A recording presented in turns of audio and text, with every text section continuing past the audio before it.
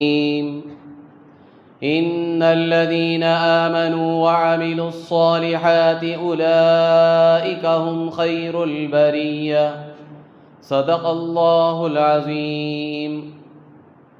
عن معاذ بن جبل رضي الله تعالى عنه قال قال رسول الله صلى الله عليه وسلم: من كان آخر كلامه لا إله إلا الله دخل الجنة. وعن عبد الله بن عمرو بن العاص رضي الله تعالى عنه قال قال رسول الله صلى الله عليه وسلم: لا يؤمن أحدكم حتى يكون هواه تبعا لما جئت به، أو كما قال رسول الله صلى الله عليه وسلم. بزرگان محترم، عزیزان ملت اور نوجوانان اسلام، گزشتہ جمعہ میں نے آپ حضرات کے سامنے ایک اہم موضوع کو شروع کیا تھا اور ساتھ ہی ساتھ یہ بات بھی عرض کی تھی کہ یہ ایک طویل موضوع ہے اور موجودہ دور میں مسلمانوں کے لیے، ایمان والوں کے لیے بہت ہی اہم موضوع ہے، کیونکہ اس موضوع کا تعلق براہ راست ایک مسلمان کے دنیا اور آخرت کی فلاح اور بہبودی کے ساتھ ہے۔ ایک مسلمان، اس کی دنیا اور آخرت کی کامیابی ایمان پر موقوف ہے۔ مسلمان کے پاس اس کا ایمان ہے تو وہ دنیا میں بھی کامیاب ہے، آخرت میں بھی کامیاب ہے۔ اگر وہ ایمان سے محروم ہو گیا، ظاہر میں مسلمان نظر آ رہا ہے لیکن حقیقت میں وہ ایمان سے محروم ہے، ایمان سے خارج ہو چکا ہے، اسلام کے حدود سے نکل چکا ہے، تو اس کی دنیا بھی برباد ہے، آخرت بھی برباد ہے۔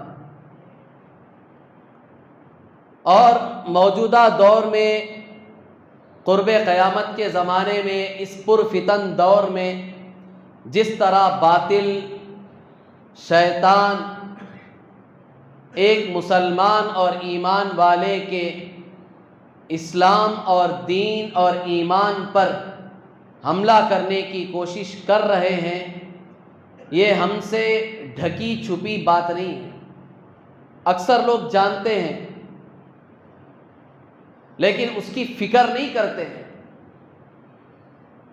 بہت سے لوگ تو جانتے ہیں اس چیز کو کہ باطل کی محنتیں کیا ہیں، کیا ہو رہی ہیں اور کیوں ہو رہی ہیں، اس کا پس منظر کیا ہے، بیک گراؤنڈ کیا ہے، کیوں یہ کام کر رہے ہیں، ان کے مقاصد کیا ہیں، جانتے ہیں، لیکن اسے سنجیدہ طریقے سے سمجھ کر اس سے بچنے کی کوشش ایک مسلمان نہیں کر پا رہا۔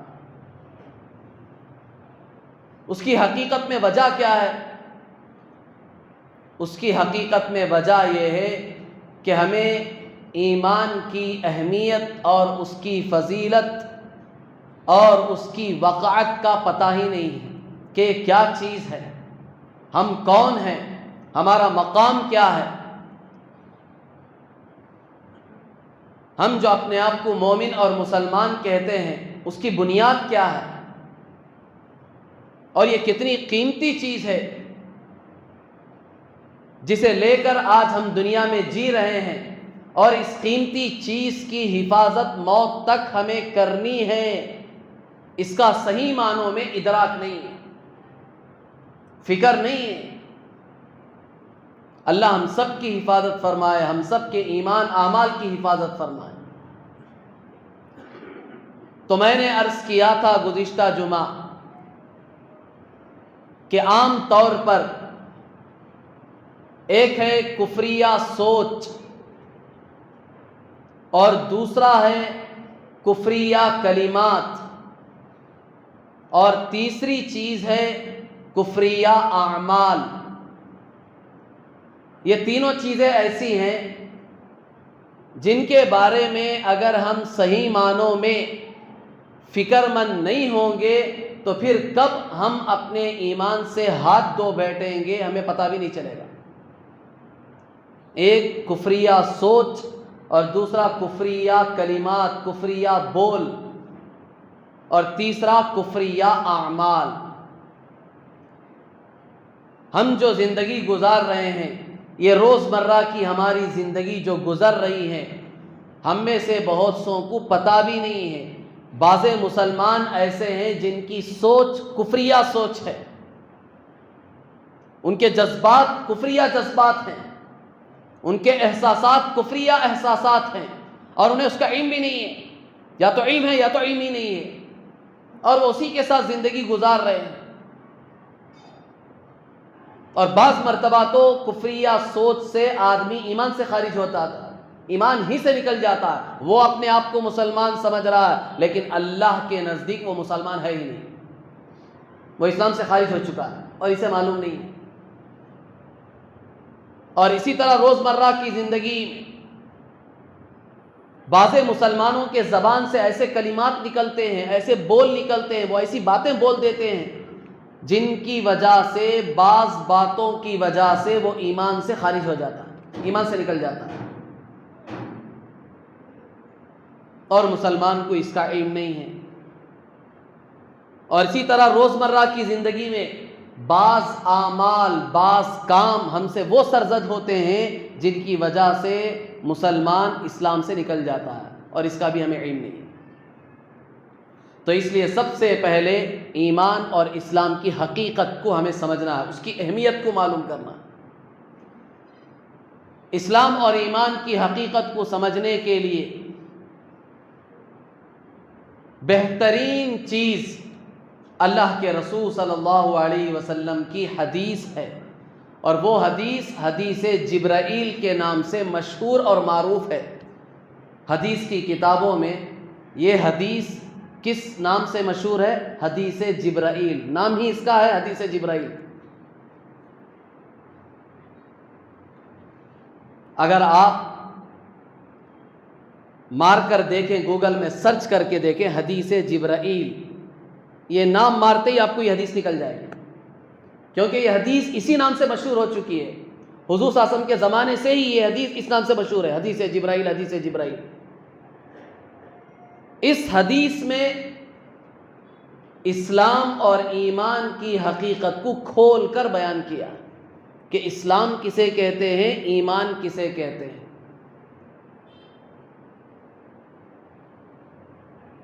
چنانچہ ایک مرتبہ آپ علیہ الصلاۃ والسلام صحابہ کے ساتھ بیٹھے ہوئے تھے، صحابہ کہتے ہیں اطلع علینا رجل شدید بیاض الثیاب شدید سواد الشعر لا یدری علیہ اثر السفر ولا یعرفہ منا احد۔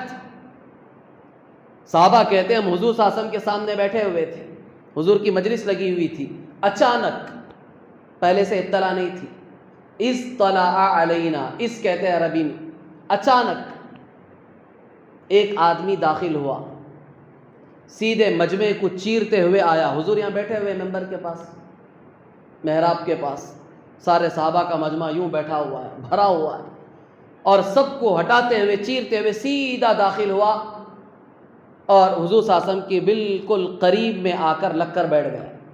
صحابہ کہتے ہیں شدید، اس پر جو کپڑے تھے وہ بالکل سفید تھے، ذرہ برابر بھی میل کچیل نام کی چیز نہیں تھی۔ کیوں؟ آدمی اگر سفر کر کے آتا ہے تو کپڑے پر میل کچیل ہوتا ہے، اور یہ آدمی ایسا تھا کپڑے پر میل کچیل بھی نہیں۔ شدید سواد الشعر، اور بال بالکل کالے تھے، ذرہ برابر بھی گرد و غبار، دھول نام کی کوئی چیز نہیں تھی۔ اور صحابہ کہتے ہیں لا یدری علیہ اثر السفر، سفر کا کوئی نام و نشان اس آدمی پر نہیں تھا، ولا یعرفہ منا احد، ہم میں سے کوئی بھی ان کو نہیں جانتا تھا کہ یہ مدینے کا رہنے والا نہیں ہے، یہ آس پاس کا بھی نہیں ہے یہ آدمی، کیونکہ اگر ہوتا تو ہم میں سے کوئی نہ کوئی جان لیتا، پہچان لیتا۔ اب صحابہ کی حیرت بڑھ رہی تھی، ایک یہ آدمی مدینے کا نہیں ہے، اور ہم میں سے کوئی ان کو جانتا بھی نہیں ہے. اب یہ سفر کر کے آیا ہے تو اس کے کپڑے گندے ہونے چاہیے, اس کے بالوں پر گرد و غبار ہونا چاہیے, کیونکہ اس وقت کا زمانہ تو دھول مٹی کا زمانہ تھا, اس طرح کی سڑکیں روڈ وغیرہ نہیں بنے ہوئے تھے. آدمی گھوڑے پر آتا تھا, پیدل آتا تھا, اون پر آتا تھا, تو کپڑے بھی گندے ہوتے تھے, بال وغیرہ بھی بکھر جاتے تھے, گندے ہوتے تھے, گرد و غبار دھول نظر آتی تھی. یہ تو بالکل ایسے نظر آ رہا تھا کہ ابھی غسل کر کے صاف کپڑے پہن کر آیا ہے. تو سب کی پریشانی بڑھ رہی تھی, کیا ہو رہا ہے.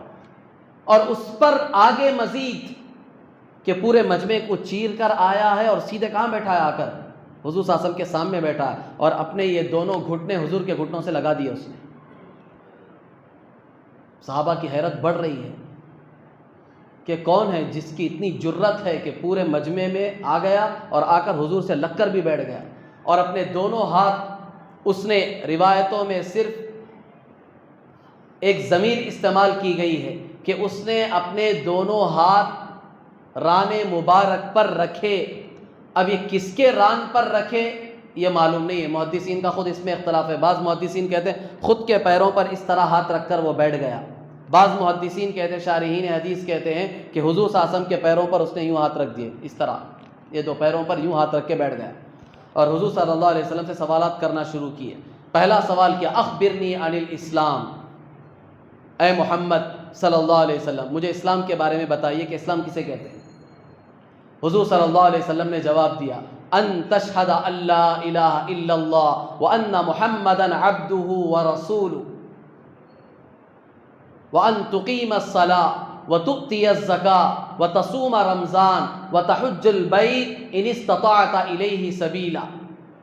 حضور صلی اللہ علیہ وسلم نے اسلام کے بارے میں تعارف کرایا. سوال پوچھ رہا آدمی کہ اسلام کسے کہتے ہیں. حضور صلی اللہ علیہ وسلم نے کہا کہ اسلام یہ ہے کہ تم اس بات کی گواہی دو کہ اللہ کے سوا کوئی معبود نہیں ہے, اور محمد صلی اللہ علیہ وسلم اللہ کے بندے اور اس کے رسول ہیں. اور تم اس بات کی گواہی دو, اور تم یہ اعمال کرو کہ تم نماز قائم کرو, یعنی نماز پابندی سے پڑھو, اور تم زکوٰۃ ادا کرو, اور رمضان کے روزے رکھو, اور بیت اللہ کا حج کرو اگر اللہ نے تمہیں طاقت دی ہے, سہولت دی ہے, مال دیا ہے, صحت دی ہے, تو بیت اللہ کا حج کرو. تو یہ اسلام کی تعریف کی, بتایا کہ اسلام اسے کہتے ہیں. تو اس شخص نے کہا صدقتا, کہ آپ نے بالکل سچ کہا. صحابہ پھر پریشان کہ سوال خود پوچھتا ہے, حضور صلی اللہ علیہ وسلم جب جواب دیتے ہیں تو کیا کہتا ہے کہ آپ نے سچ کہا, جب تجھے معلوم تھا تو سوال کیوں کیا تم نے. پھر اس نے دوسرا سوال کیا, اخبرنی عن الایمان, آپ مجھے ایمان کے بارے میں بتائیے. حضور صلی اللہ علیہ وسلم نے کہا ان تؤمن باللہ وملائکتہ وکتبہ ورسلہ والیوم الآخر وتؤمن بالقدر خیرہ وشرہ. ایمان کے بارے میں یہ جواب دیا حضور صلی اللہ علیہ وسلم. تو اس نے کہا صدقتا, آپ نے بالکل سچ کہا. صحابہ پھر پریشان کہ سوال کر رہا ہے, پھر جواب دینے پہ کیا کہتا ہے کہ آپ نے بالکل ٹھیک کہا. اس کے بعد اس نے اور دو سوال کیے. ایک احسان کے بارے میں کہا, مل احسان, احسان کسے کہتے ہیں. حضور صلی اللہ علیہ وسلم نے اس کا بھی جواب دیا, ان تعبد اللہ کأنک تراہ فإن لم تکن تراہ فإنہ یراک. پھر اس نے کہا متی الساعہ, قیامت کب آئے گی. حضور صلی اللہ علیہ وسلم نے فرمایا مل مسئول عنہا بعلم من السائل, جتنا تجھے معلوم ہے اتنا ہی مجھے معلوم ہے, قیامت کے بارے میں مجھے بھی کچھ نہیں معلوم ہے. تو اس نے کہا کم از کم اس کی علامتیں, نشانیاں بتا دو. تو حضور صلی اللہ علیہ وسلم نے اس کی چند نشانیاں بتائی. بہرحال پورے سوالات ختم ہو گئے, 4 سوالات. وہ اٹھ کر جانے لگا, چلا گیا. حضور صلی اللہ علیہ وسلم نے صحابہ سے پوچھا, خاص طور پر حضرت عمر رضی اللہ تعالیٰ عنہ سے پوچھا, یا عمر اتدری من السائل, معلوم ہے کہ پوچھنے والا کون تھا. عمر رضی اللہ تعالیٰ عنہ نے فرمایا اللہ ورسولہ اعلم, اللہ اور اس کے رسول زیادہ جانتے ہیں, ہمیں معلوم نہیں ہے. تو حضور صلی اللہ علیہ وسلم نے فرمایا فإنہ جبرائیل, یہ جبریل علیہ السلام تھے, انسانی شکل میں آئے تھے تمہارے پاس. کیوں آئے تھے؟ یعلمکم دینکم, تمہارا دین تمہیں سکھانے کے لیے آئے تھے کہ اسلام کسے کہتے ہیں, ایمان کسے کہتے ہیں. اللہ نے براہ راست جبرائیل کو بھیجا کہ جاؤ, جا کر بیٹھ کر ان کو بتاؤ, سکھاؤ کہ اسلام کسے کہتے ہیں, ایمان کسے کہتے ہیں. یہ خود جبرائیل نے آ کر بتایا, صحابہ کے سامنے بیٹھ کر بتایا. تو یہ حدیث جبرائیل کے نام سے مشہور ہوگی. اب اس حدیث میں جبریل علیہ السلام نے جو ایمان کی اور اسلام کی تعریف کی ہے, ایمان کسے کہتے ہیں، اسلام کسے کہتے ہیں؟ جو چیزیں بتائی جبریل علیہ السلام کے پوچھنے پر حضور صلی اللہ علیہ وسلم نے، یہی اسلام اور ایمان کی حقیقت ہے۔ یہ کوئی معمولی چیزیں نہیں ہیں، بڑی اہم چیزیں ہیں، اور دونوں ایک دوسرے کے لیے لازم ملزوم ہیں، اسلام اور ایمان۔ ایمان کے بغیر اسلام کا کوئی اعتبار نہیں، اور اسلام کے بغیر ایمان کا کوئی اعتبار نہیں۔ دونوں ایک دوسرے کے لیے لازم ملزوم ہیں، ایمان بھی ضروری ہے، اسلام بھی ضروری ہے، دونوں ضروری ہے ایک مسلمان کے لیے۔ آپ اسے ایک آسان لفظوں میں اگر سمجھنا چاہیں، ایمان اور اسلام، تو دو لفظ میں آپ سمجھ سکتے ہیں۔ ایمان نام ہے یقین کا، ایمان نام ہے یقین کا، اور اس کا تعلق دل سے ہے۔ جتنی باتیں بتائی گئی ہیں ان سب پر 100% یقین کرنا، ابھی اس کی تفصیل بتائیں گے۔ دین کی جتنی باتیں ہیں، ضروریات دین جسے کہتے ہیں، دین کی ضروری چیزیں، ان سب پر 100% یقین کرنا۔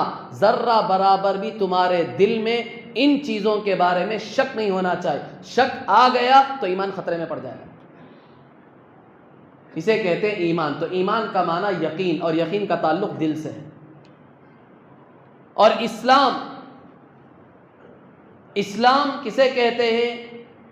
ہمارے اعضاء سے جو کام ظاہر ہو رہے ہیں، جو اعمال ظاہر ہو رہے ہیں، میری آنکھ سے، میرے کان سے، میری زبان سے، میرے ہاتھ سے، میرے پیر سے جو اعمال ظاہر ہو رہے ہیں، جو کام ہم کر رہے ہیں، وہ دین کے مطابق ہونا چاہیے، اس کا نام اسلام ہے۔ ایمان نام ہے یقین کا، اسلام نام ہے اعمال کا، اور یہ دونوں ضروری ہیں۔ یقین بھی ضروری ہے، اعمال بھی ضروری ہے۔ صرف یقین ہے، عمل کچھ نہیں کرتا تو اس کا کوئی اعتبار نہیں۔ صرف اعمال کرتا ہے، دیکھنے میں ظاہری اعمال کر رہا ہے، وہ تو غیر بھی کر رہے ہیں۔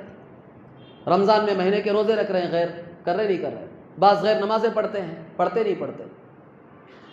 کر رہے ہیں، غیر بھی کر رہے ہیں۔ تو صرف اعمال ہے، یقین نہیں ہے تو اس کا کوئی اعتبار نہیں۔ دونوں چیزیں ضروری ہیں، یقین بھی ہونا چاہیے، اعمال بھی ہونے چاہیے۔ یقین ہے، اعمال نہیں ہے، اعتبار نہیں۔ اعمال ہے، یقین نہیں ہے، اس کا بھی اعتبار نہیں۔ اب یہاں اس حدیث میں ایمان کی جو تفصیل بیان کی ہے، اس پوری تفصیل کے ساتھ ہم میں سے ہر ایک کو یقینی طور پر ماننا ہے، اسی کا نام ایمان ہے۔ اللہ کے رسول صلی اللہ علیہ وسلم نے سب سے پہلی بات بتائی، ان تؤمن باللہ، کہ تم اللہ پر ایمان لاؤ۔ اللہ پر ایمان لانے کا مطلب کیا؟ اللہ ہے، صرف اتنا مان لینے کا نام ایمان ہے اللہ پر؟ صرف اس چیز کا نام ایمان نہیں ہے، یہ پہلی چیز ہے ایمان، اور وہ بھی پہلی چیز میں تفصیل ہے۔ صرف اللہ کو مان لینے کا نام ایمان نہیں ہے، بلکہ اللہ کو ان چیزوں کے ساتھ ماننا ہے کہ اللہ اپنی ذات اور اپنی صفات میں یکتا ہے، اس جیسا کوئی ہے ہی نہیں۔ لیس کمثلہ شیء، اس جیسا کوئی نہیں ہے۔ وہ اپنی ذات میں بھی یکتا ہے، اپنی صفات میں بھی یکتا ہے۔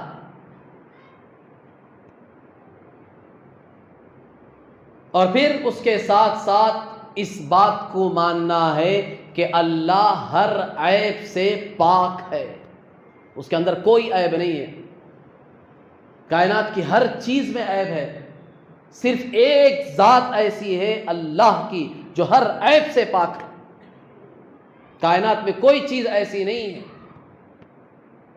کہ جس کے اندر عیب نہ ہو، حتیٰ کہ فرشتوں میں بھی ایک عیب ہے۔ کیا ہے عیب؟ وہ کہ وہ بھی فنا ہوں گے، مریں گے، ان پر بھی موت آئے گی، یہ بھی عیب ہے۔ فنا ہونا ایک عیب ہے۔ کائنات کی ایک چیز نہیں بتا سکتے آپ جس میں عیب نہ ہو۔ قیامت کے دن اللہ سب کو موت دیں گے، جبرائیل کو موت آئے گی، میکائیل کو موت آئے گی، اسرافیل کو موت آئے گی، اسرائیل جو موت کا فرشتہ ہے اسے اللہ موت دیں گے۔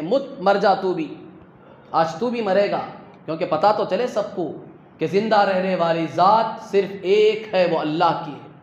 وَيَبْقَى وَجْهُ رَبِّكَ ذُو الْجَلَالِ وَالْإِكْرَامِ،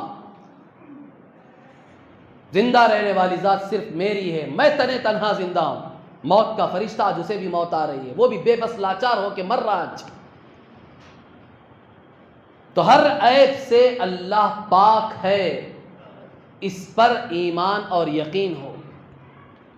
اور اللہ تبارک و تعالیٰ تمام کمالات کا جامع ہے، ہر کمال اللہ کے اندر موجود ہے، کوئی کمال ایسا نہیں ہے کہ جو اللہ کے اندر نہیں ہے، سارے کمالات کا اللہ جامع ہے۔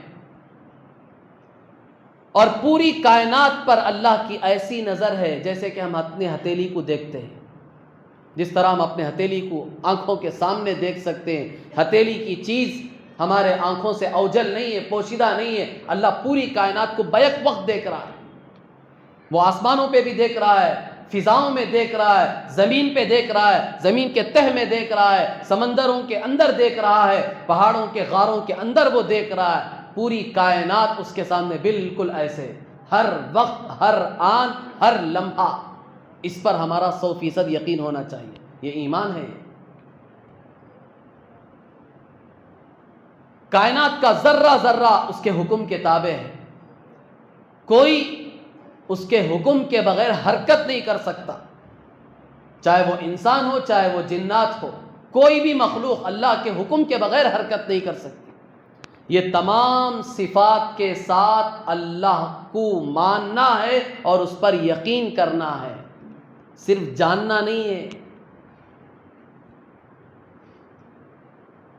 بعض لوگ یہ سمجھتے ہیں کہ جاننے کا نام ایمان ہے، مجھے معلوم ہے کہ اسے ایمان کہتے ہیں، اس کا نام ایمان نہیں ہے، اسے ماننا اور اس پر 100% یقین کر لینے کا نام ایمان ہے۔ جاننے کا نام ایمان نہیں ہے کہ مجھے معلوم ہے اللہ ایک ہے، مجھے معلوم ہے اللہ ہر چیز پر قادر ہے، یہ صرف معلوم ہے لیکن دل میں کھٹکھٹا ہے، شک ہے، ڈاؤٹ ہے اسے اللہ کے بارے میں بھی، تو پھر اس کا ایمان کامل نہیں ہے، وہ مومن ہی نہیں ہو سکتا کہ اللہ کی ذات اور صفات میں اسے ذرہ برابر بھی شک ہو۔ امام طبرانی نے ایک روایت نقل کی ہے، حضرت انس رضی اللہ تعالیٰ عنہ راوی حدیث ہیں، وہ کہتے ہیں کہ ایک مرتبہ حضور صلی اللہ علیہ وسلم ایک شخص پر سے گزرے، ایک دیہاتی گاؤں کا رہنے والا تھا، وہ کھڑے ہو کر نماز پڑھ رہا تھا، حضور صلی اللہ علیہ وسلم اس کے اوپر سے گزرے، یعنی اس کے پاس سے گزرے، تو وہ نماز میں اللہ کی تعریف کر رہا تھا کہ اللہ کون ہے، اللہ کسے کہتے ہیں، اللہ کی ذات کیا ہے۔ وہ نماز میں دعا پڑھ رہا تھا، اللہ کی تعریف کر رہا تھا، یا من لا تراہ العیون ولا تخالطہ الظنون ولا يصفه الواصفون ولا تغيره الحوادث ولا يخشى الدوائر يعلم عدد قطر الأمطار وعدد ورق الأشجار وعدد ما أظلم عليه الليل وعدد ما أظلم عليه الليل وأشرق عليه النهار يعلم مكائيل البحار ومساقيل الجبال لا تواري منه سماء سماء ولا أرض أرضا ولا بحر ما في قعره ولا جبل ما في وعره اجعل خير عمري آخرة وخير عملي خواتيما وخير أيامي يوم ألقاك فيه۔ یہ پوری دعا مانگی اس نے نماز میں کھڑے ہو کر، حضور صلی اللہ علیہ وسلم نے کھڑے ہو کر پوری دعا سنی، اس کے بعد چلے گئے۔ جانے کے بعد حضور صلی اللہ علیہ وسلم نے کہا کہ اس کی جب نماز ہو جائے تو اسے بلا کر لاؤ میرے پاس۔ تو اس کی نماز ہو گئی، نماز ہونے کے بعد صحابہ میں سے کوئی گئے، جا کر اسے بلا کر لائے۔ حضور صلی اللہ علیہ وسلم کے پاس اس وقت ایک ہدیہ تھا، سونے کی جو کان ہوتی ہے جہاں سے سونا نکلتا ہے، وہاں کان سے کسی جگہ سے حضور صلی اللہ علیہ وسلم کے پاس سونے کا ایک ہدیہ آیا ہوا تھا۔ حضور صلی اللہ علیہ وسلم نے اسے لیا اور اس دیہاتی سے کہا کہ لو پکڑو، یہ میری طرف سے ہدیہ ہے، اس نے لے لیا۔ پھر حضور صلی اللہ علیہ وسلم نے اس سے پوچھا کہ تم کس قبیلے کے ہو، کہاں کے رہنے والے؟ تو اس نے کہا کہ بنو عامر جو قبیلہ ہے میں وہاں کا رہنے والا ہوں۔ پھر حضور صلی اللہ علیہ وسلم نے اس سے پوچھا کہ تجھے معلوم ہے کہ میں نے تجھے یہ سونا اور یہ ہدیہ کیوں دیا؟ تو اس نے کہا ہو سکتا ہے میری آپ کی کوئی رشتہ داری ہوگی اس لیے دیا ہوگا۔ تو حضور صلی اللہ علیہ وسلم نے کہا کہ نہیں، رشتہ داری ہو ٹھیک ہے، اس کی وجہ سے بھی ہدیہ دیے جاتے ہیں، لیکن میں نے جو تجھے ہدیہ دیا ہے وہ اس لیے دیا ہے بحسن ثنائک علی اللہ، کہ آج تو نے اللہ کی جو تعریف کی ہے وہ لاجواب کی ہے۔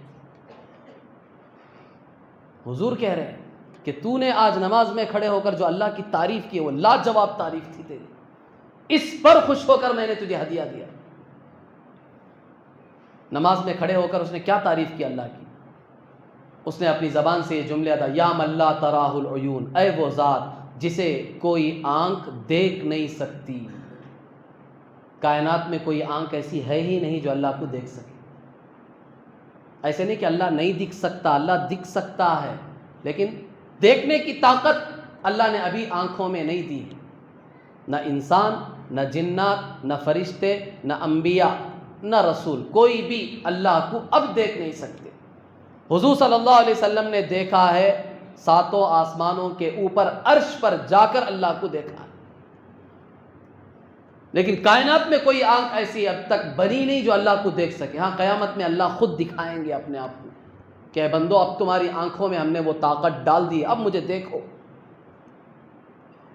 وجوہ یومئذ ناظرہ الی ربها ناظرہ، اس دن، قیامت کے دن، کافر نہیں، صرف جنتی جن کے چہرے تر و تازہ ہوں گے، فریش ہوں گے، کھل رہے ہوں گے، خوشی کے مارے کہ ہم جنت پہ چلے گئے، جنت کا فیصلہ ہمارے لیے ہو چکا، خوش ہو رہے ہوں گے۔ اللہ تعالیٰ ایسے ایمان والوں کے بارے میں کہہ رہے ہیں الی ربها ناظرہ، کل قیامت کے دن وہ مجھے دیکھیں گے۔ اور جنت میں یہ سب سے بڑی نعمت ہوگی اللہ کا دیدار، بہت بڑی نعمت، جس دیدار کی وجہ سے جنتیوں کے حسن میں اور اضافہ ہو جائے، اور خوبصورت ہو جائیں گے۔ اور اللہ یہ دیدار مستقل کرائیں گے جنت میں، پہلی مرتبہ تو کرائیں گے، اس کے بعد مستقل کرائیں گے۔ ہر جمعہ حسن کا بازار لگے گا، اور بعض جنتیوں کو روزانہ اللہ اپنا دیدار کرائیں گے، اور بعض کو ہفتے میں ایک مرتبہ دیدار کرائیں گے۔ یہ صرف ایمان والوں کو نصیب ہوگا، اور وہ بھی جنت میں نصیب ہوگا۔ دنیا میں رہتے ہوئے کوئی اللہ کو دیکھ نہیں سکتا۔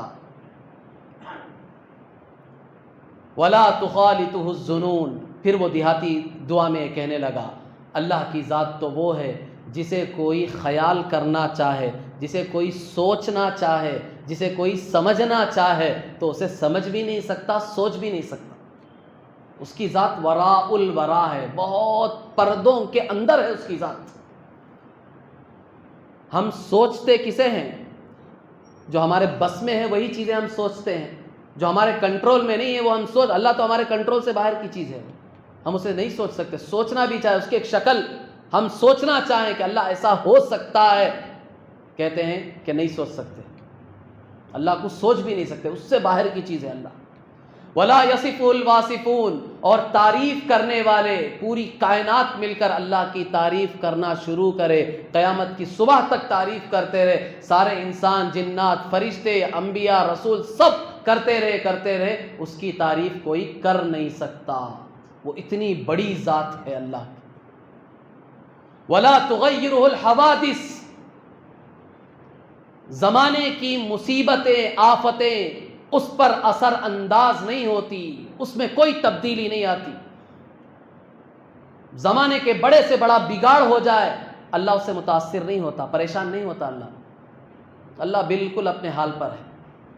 دنیا کا بڑے سے بڑا آدمی، پرائم منسٹر، صدر ملک کا، ذرے حالات ادھر ادھر ہو جاتے ہیں تو پریشان ہو جاتا، پسینے چھوٹنے لگتے ہیں، کیا ہو گیا؟ وہ بیٹھ نہیں پاتا، ٹھیک سے کھا نہیں پاتا، بے چین بے قرار ہو جاتا ہے، کہتا ہے پوری کائنات تباہ و برباد ہو جائے، اللہ پر ذرہ بھی اس کا اثر نہیں پڑے۔ وہ بالکل مطمئن ذات ہے، اس پر کسی چیز کا اثر نہیں پڑ سکتا۔ لا تغیر الحوادث ولا یخشى الدوائر، زمانے کی آفتوں سے وہ ڈرتا نہیں ہے، کسی کا ڈر نہیں ہے، سب اس سے ڈرتے ہیں، وہ کسی سے نہیں ڈرتا۔ بڑے بڑے سورما جو بھی آ جائیں، جو رب ہونے کا دعویٰ کرتے تھے، فرعون انا ربکم الاعلی، حامان سے کہہ کر اس نے کہا تھا کہ میرے لیے ایک عمارت بناؤ۔ فرعون نے کہا تھا، حامان سے کیا کہا تھا؟ میرے لیے اینٹوں کے ذریعے سے ایک عمارت بناؤ، اونچی بناؤ جو آسمان کو لگے، میں اس پر چڑھ کر موسیٰ کے رب کو دیکھنا چاہتا ہوں۔ عجیب پاگل تھا وہ، حالانکہ اس کے وزیر حامان کو پتا تھا کہ یہ جو بات بول رہا ہے پاگل پنے میں بول رہا ہے، اتنی اونچی عمارت کیسے بنے گی جو آسمان تک چلی جائے۔ اسی لیے بعض مفسرین کہتے ہیں کہ اس کے وزیر حامان نے وہ عمارت نہیں بنائی، کیونکہ اسے معلوم تھا کہ ممکن ہی نہیں ہے، امپاسبل چیز بول رہا ہے، کہاں سے بنا ہے؟ تو زمانے کی آفتوں سے وہ ڈرتا نہیں ہے، کسی سے ڈرتا نہیں، کسی کا خوف نہیں ہے اسے، بڑی بڑی طاقتیں اس کا کوئی مقابلہ نہیں کر سکتی۔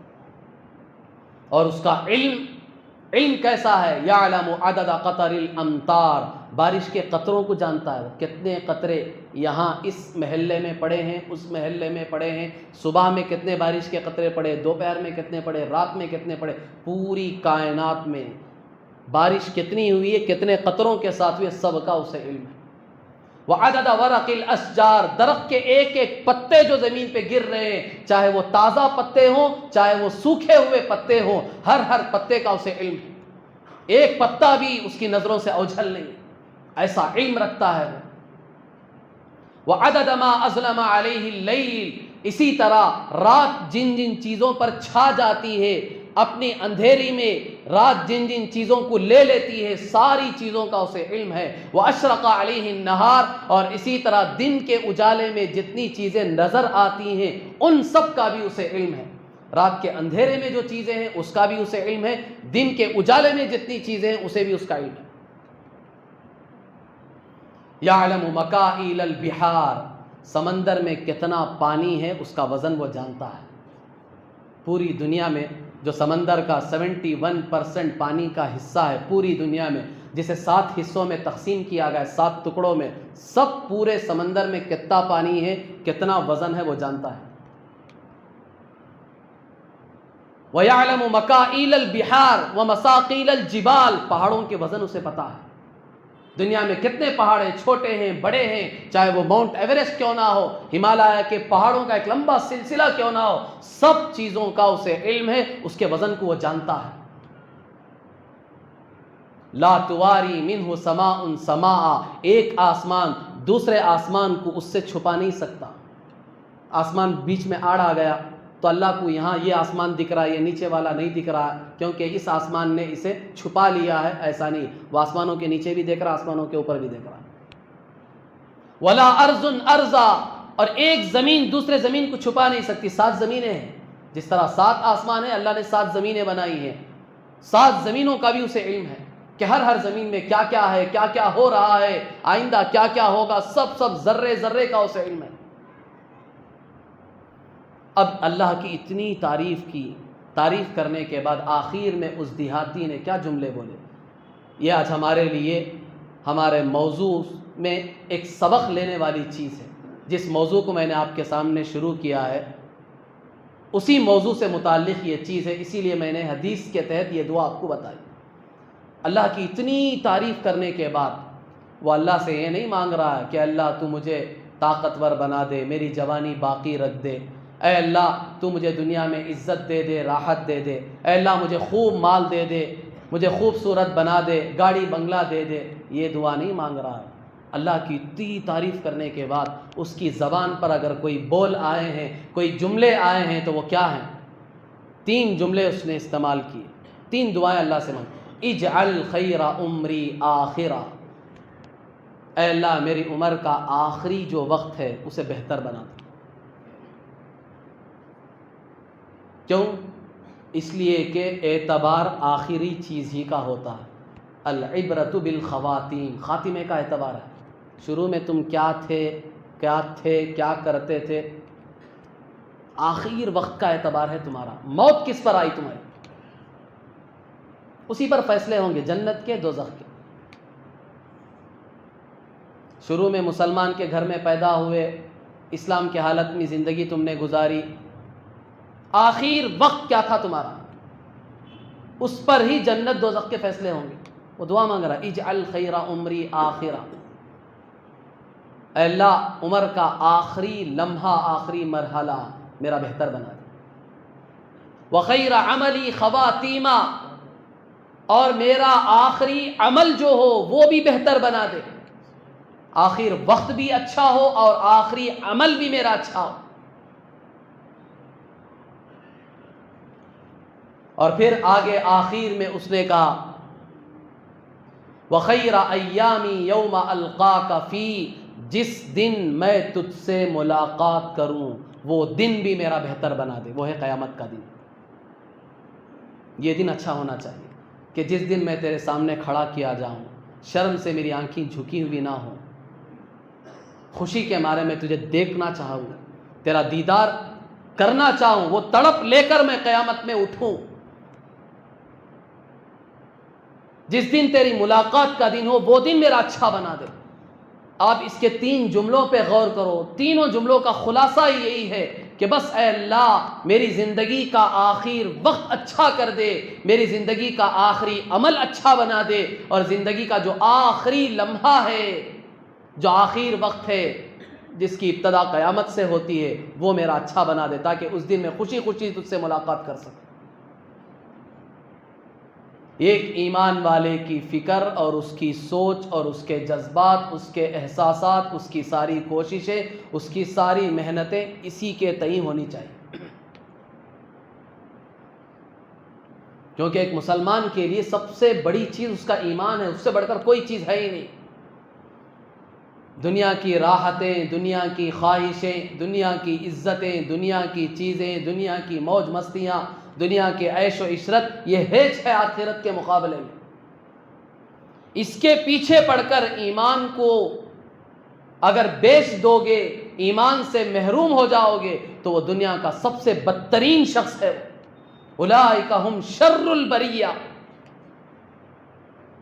یہ ساری مخلوق کا سب سے بدترین شخص ہے جس نے ایمان کا سودا کر لیا، دنیا کے معمولی ٹھیکروں کے لیے، دنیا کی معمولی چیز کے لیے، دنیا کی معمولی عہدوں کے لیے، دنیا کی معمولی عزت کے لیے اپنے ایمان کا سودا کر رہا ہے، اپنے دین کا سودا کر رہا ہے۔ یہ مخلوق میں سب سے بدترین شخص ہے۔ تو ایمان والے کے لیے سب سے قیمتی چیز اس کا ایمان ہے، اور ایمان کا مطلب میں نے بتایا، ان تؤمن باللہ، کہ سب سے پہلی چیز اللہ پر ایمان لاؤ۔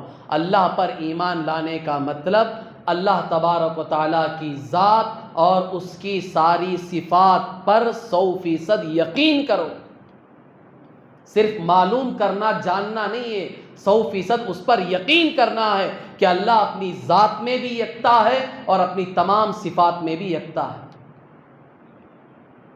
اور پھر دوسری چیز وَمَلَائِکَتِهِ، اور اس کے فرشتوں پر ایمان لاؤ۔ اللہ کے فرشتوں پر ایمان لانے کا کیا مطلب ہے؟ کہ اللہ تبارک و تعالیٰ کے فرشتے نور سے پیدا ہوئی ایک مخلوق ہے، وہ اللہ کی کبھی بھی ذرہ برابر بھی نافرمانی نہیں کرتے۔ اللہ تبارک و تعالیٰ نے ان کو جن جن چیزوں کا حکم دیا ہے، ہر چیز وہ کرتے ہیں، کسی چیز میں اللہ کی نافرمانی نہیں کرتے۔ اس کا 100% یقین ہونا یہ بھی ایمان میں داخل ہے۔ صرف اللہ کو مان لیا، یقین کر لیا، فرشتے کو نہیں مان رہے ہیں، تو پھر اس کا ایمان کامل نہیں ہے، اس کے ایمان کا اعتبار ہی نہیں۔ ایمان میں یہ بھی داخل ہے، فرشتوں کو ان کی ان صفات کے ساتھ ماننا اور اس پر یقین کرنا، یہ بھی ایمان میں داخل ہے۔ اور پھر تیسری چیز وَكُتُبِهِ، اور اللہ کی کتابوں پر ایمان لانا۔ اللہ کی کتابوں پر ایمان لانے کا کیا مطلب ہے؟ کہ اللہ تعالیٰ نے ہر زمانے میں انسانوں کی ہدایت، ان کی رہبری کرنے کے لیے اپنی کتابوں کو نازل کیا، اتارا۔ اس کے ذریعے سے انسانوں کی اللہ ہدایت کرتے ہیں، اللہ ہدایت دیتے ہیں، ہدایت کے لیے اللہ نے کتابیں اتاری۔ اور اللہ تعالیٰ نے تقریباً 104 کتابیں اتاری، 4 بڑی بڑی کتابیں، تورات موسیٰ علیہ السلام پر، زبور داؤد علیہ السلام پر، انجیل عیسیٰ علیہ السلام پر، قرآن حضور صلی اللہ علیہ وسلم پر۔ یہ 4 بڑی بڑی کتابیں اللہ نے اتاری، اور پھر 100 چھوٹی چھوٹی کتابیں، صحیفے، جن کو پمفلٹس کہہ سکتے ہیں، چھوٹی چھوٹی کتابچے تھے وہ، جن کو اللہ نے اتارا تھا۔ ایک روایت کے مطابق آدم علیہ السلام پر بھی 10 صحیفے اللہ نے اتارے ہیں۔ شیس علیہ السلام جو آدم علیہ السلام کے بیٹے تھے، ان پر 50 صحیفے اتارے گئے، 50 پمفلٹ۔ اور پھر ادریس علیہ السلام پر 30، اور پھر ابراہیم علیہ السلام پر 10، اس طرح کل 100 صحیفے ہو گئے۔ اور ایک روایت کے مطابق آدم علیہ السلام پر 10 صحیفے نہیں اترے تھے، بلکہ موسیٰ علیہ السلام پر اللہ نے تورات نازل کرنے سے پہلے 10 صحیفے اتارے تھے۔ تو اس طرح کل ملا کر 100 صحیفے اللہ نے اتارے ہیں، اور 4 بڑی بڑی کتابیں اتاری ہیں۔ اور وہ انسانوں کی ہدایت کے لیے اتاری ہے کہ انہی کتابوں کو تمہیں تھامنا ہے، اسے پڑھنا ہے، اسے سمجھنا ہے اور اس کے مطابق اپنی زندگی گزارنے کی کوشش کرنا ہے، اور اس بات کا تمہیں یقین بھی کرنا ہے کہ اسی کتاب پر عمل کرنے سے میری دنیا بھی بنے گی، میری دنیا کے سارے مسائل بھی حل ہوں گے، اور میری آخرت بھی بنے گی، آخرت کے مسائل حل ہوں گے۔ کتاب پر ایمان لانے کا مطلب یہ ہے، کتاب پر ایمان لانے کا یہ مطلب نہیں یہ قرآن ہے نا، یہ اللہ کی کتاب، بس یہ ایمان نہیں ہے۔ یہ ایمان اس کا نام ہے کہ اس کتاب پہ تمہیں یقین ہو 100% کہ میری دنیا کا اور آخرت کا ہر مسئلہ، میری ہر پریشانی، میری ہر ضرورت اس کتاب سے پوری ہوگی۔ مجھے اسی کتاب کو پکڑنا ہے، اسی کو تھامنا ہے، اسی کو پڑھنا ہے، اسی کو سمجھنا ہے اور اسی پر مجھے عمل کرنا ہے، اس کا نام ایمان ہے۔ بہت سو کو تو اس کا مطلب بھی معلوم نہیں ہے کہ ایمان اسے کہتے ہیں۔ آج کل تو بعض لوگ یہی سمجھ رہے ہیں کہ ایمان کا مطلب صرف جاننے کا نام ہے، مجھے معلوم ہے یہ اللہ کی کتاب ہے، بس یہ ایمان نہیں ہے۔ ایمان کا کامل درجہ یہ ہے کہ اس پر 100% تمہیں یقین بھی ہو، اسے ایمان کہتے ہیں۔ بہرحال بزرگان محترم، آگے مضمون اور بہت ہے، اس کے بعد مجھے اور جزیات آپ کے سامنے بیان کرنے ہیں۔ جیسا کہ میں نے گزشتہ جمعہ ہی آپ حضرات کے سامنے یہ بات عرض کی تھی کہ ایک طویل موضوع ہے اور بڑا اہم موضوع ہے، اسے ہمیں غور سے سننا سمجھنا بھی ہے اور اس پر عمل بھی کرنا ہے۔ انشاءاللہ آپ حضرات کے سامنے اس کی مزید تفصیلات آئیں گی آئندہ جمعہ۔ اس کے ساتھ ساتھ بزرگان محترم ایک اعلان بھی ہے، اور رجب سے متعلق ایک مختصر 2-3 باتیں میں آپ حضرات کو آپ کے سامنے عرض کر دوں۔ رجب کا مہینہ شروع ہو چکا ہے، جیسا کہ آپ حضرات کو معلوم ہے آج رجب کی 2 تاریخ۔ اس میں کرنے والا کام کیا ہے، سب سے پہلے وہ دیکھ لیں کہ احادیث میں آپ علیہ الصلاۃ والسلام سے ایک دعا ہمیں ملتی ہے کہ جب رجب کا مہینہ شروع ہوتا تو حضور صلی اللہ علیہ وسلم یہ دعا شروع کر دیتے تھے، اللہ سے مانگتے تھے، اللہم بارک لنا فی رجب و شعبان وبلغنا رمضان، اے اللہ تو رجب کے اور شعبان کے مہینے میں برکت عطا فرما اور عافیت کے ساتھ، سلامتی کے ساتھ رمضان تک پہنچا دے تاکہ رمضان کی برکتیں میں حاصل کر سکوں۔ روزے رکھ کر، تراویح پڑھ کر، قرآن کی تلاوت کر کے، گناہوں سے اپنے آپ کو بچا کر، تجھے راضی اور خوش کر کے جنت اپنے لیے واجب کرا لوں، یہ ایک موقع ہے میرے لیے، وہ موقع مجھے دے دے۔ یہ دعا آپ سے شروع کر دینا۔ عربی میں یاد ہو تو عربی میں مانگو، ہر نماز کی دعا میں مانگو، ہر نماز میں، 5 وقت کی نمازوں میں یہ دعا ہمیں مانگنا ہے۔ گھر میں عورتوں کو جا کر بتاؤ، صرف بتانا نہیں بلکہ پرچی لکھ کر لگا دو کہ جہاں وہ نماز پڑھتی ہے سامنے دیکھے، ہر نماز کے بعد دیکھ کر یہ دعا مانگے۔ چھوٹی دعا ہے، اللہم بارک لنا فی رجب و شعبان وبلغنا رمضان۔ اگر عربی میں نہیں مانگ سکتے، اردو میں 2 جملے، اے اللہ رجب اور شعبان کے مہینے میں برکت دے اور رمضان تک تو ہمیں عافیت کے ساتھ پہنچا دے۔ یہ مختصر سی دعا ہے، ہر نماز میں کوشش کرنی چاہیے کہ اس دعا کو ہم مانگیں، یہ کرنے کا کام ہے۔ اس کے علاوہ بہت سارے خرافات ہیں معاشرے میں رجب کے مہینے کے تعلق سے۔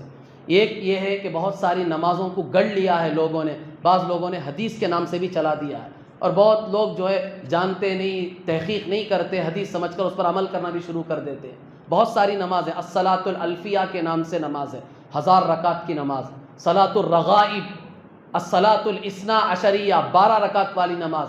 خاص طور پر رجب کا جو یہ پہلا جمعہ ہے نہیں، آج عشاء کی نماز کے بعد 12 رکعت نماز خاص صورتوں کے ساتھ پڑھنا، یہ بالکل غلط ہے، کسی حدیث سے ثابت نہیں ہے، کسی نے یہ عمل نہیں کیا ہے، خواہ مخواہ من گھڑت چیزیں لوگوں نے چلا دی۔ فرض نمازاں تو پڑھتے نہیں، فرض نمازاں وہ نہیں پڑھتے، یہ پڑھتی، پورے اہتمام کے ساتھ پڑھتی، جو نہیں ہے وہ کام کریں گے، جو ہے وہ نہیں کرتے۔ مسلمانوں کی پریشانی یہی نہ ہے، سب سے بڑا مسئلہ یہی ہے، دن میں 5 وقت کی نماز فرض ہے، یہ پڑھو گے تو نہیں پڑھتا، چھوڑنے سے دوزخی ہو جائے گا، گنہگار ہوگا، اللہ ناراض ہوں گے، اللہ دوزخ کا فیصلہ کریں گے، تب بھی نہیں مانے گا۔ اب یہ 12 رکعت بولتے ہی فسٹ عمل کرے گا اس پہ، حالانکہ ثبوت ہی نہیں ہے اس کا، ایک حدیث سے ثابت نہیں ہے یہ عمل، ایک حدیث بھی نہیں بتا سکتے، من گھڑت ہے لوگوں کی بنائی ہوئی چیزیں۔ شیطان تو وہی چاہتا ہے دین سے دور کر کے بے دینی کی جو چیزیں ہیں، من گھڑت جو چیزیں ہیں، وہ مسلمانوں کے درمیان چلا دے، لوگ اس کے پیچھے پڑ جائیں، دین سے محروم ہو جائیں۔ تو اس طرح کی کوئی نماز نہیں۔ اور اس کے ساتھ ساتھ پہلے جمعے میں خاص طور پر وہ کون تبارک بھائی تھے کہ اللہ کو کچھ معلوم، ان کے نام سے ایک روٹی مشہور ہو گئی، تبارک کی روٹی۔ وہ کون تھے کہ کون پکائے گی، اللہ بہتر جانتا ہے۔ جمعے کے دن میٹھی روٹی بنا کر، خاص طور پر یہ رجب کے پہلے جمعے میں یہ میٹھی روٹی بنا کر جو ہے اس پر 40 یا 41 مرتبہ سورہ ملک جو 29ویں پارے کی پہلی سورت ہے، وہ 40 یا 41 مرتبہ وہ سورت پڑھ کر وہ روٹیوں پہ دم کرنے کے بعد اپنے جو مرحومین ہیں ان کے ایصال ثواب کے نام پر غریبوں میں تقسیم کرتے۔ یہ تبارک بھائی کی روٹی کہتے ہیں۔ وہ کون تھے، اللہ بہتر جانتا ہے۔ یہ کہاں سے سیکھا تم نے، کس حدیث میں ہے، کیا حضور نے کیا یا کرنے کا حکم دیا، صحابہ نے کیا یا کرنے کا حکم دیا، کہیں نہیں، پتہ نہیں کس نے گڑھی ہے یہ روایت۔ اب لوگ اسے بہت اہتمام سے کرتے ہیں، بالکل من گھڑت چیزیں ہیں۔ تو رجب کے مہینے میں بہت ساری چیزیں، 27 رجب جو 27واں دن آئے گا اس وقت بھی ایک روزہ ہے مشہور ہے، ہزارہ روزہ۔ ایک روزہ رکھے تو 1000 روزے کا ثواب کرتے، ہزارہ روزہ، مشہور نام ہی پڑ گیا ہزارہ روزہ۔ یہ بھی بالکل من گھڑت ہے، کوئی ثابت نہیں ہے، کہیں سے ثابت نہیں ہے۔ اور پھر 22 رجب کو رجب کے کنڈوں کے نام سے مشہور ہے کہ اس دن خاص طور پر عورتیں غسل کر کے باوضو ہو کر عشاء کے بعد پوریاں بناتی ہیں اور ان کو مٹی کے برتنوں میں رکھتی ہیں، اور پھر اس پر چادر وغیرہ اڑا کر ایک منظوم کتاب باقاعدہ اس پر پڑھی جاتی ہے، پھر اسے تقسیم کیا جاتا ہے۔ تو عجیب عجیب خرافات ہیں لوگوں میں چل پڑے ہیں۔ تو یہ سب بیکار کی چیزیں، ان کے پیچھے پڑنا نہیں چاہیے۔ واٹس ایپ میں ادھر ادھر بھی اگر یہ چیزیں آپ تک پہنچ رہی ہیں تو بالکل اس کی طرف توجہ نہ دیں۔ یہ رجب کا مہینہ شروع ہوا ہے، احترام کا مہینہ ہے، شریعت نے خود حکم دیا ہے کہ اس مہینے کا احترام کرو۔ احترام کیا کرنا ہے؟ نمازوں کی پابندی کرو، نیک اعمال کرو، گناہوں سے اپنے آپ کو بچاؤ، اور ساتھ میں ہر نماز کے وقت یہ دعا مانگتے رہو۔ بس اتنے کام کرنے کے کرو، اس کے علاوہ جو کچھ ہے وہ سب خرافات ہے، اسے چھوڑو۔ غرض یہ مختصر سی چیزیں تھیں رجب سے متعلق، میں نے آپ حضرات کے سامنے عرض کر دی۔ ایک ضروری اعلان ہے، سماعت فرمائیں۔ عرض یہ ہے کہ جے نگر مساجد فیڈریشن کے تحت الحمدللہ مختلف قسم کی خدمات انجام دینے کے ساتھ ہر موقع پر دینی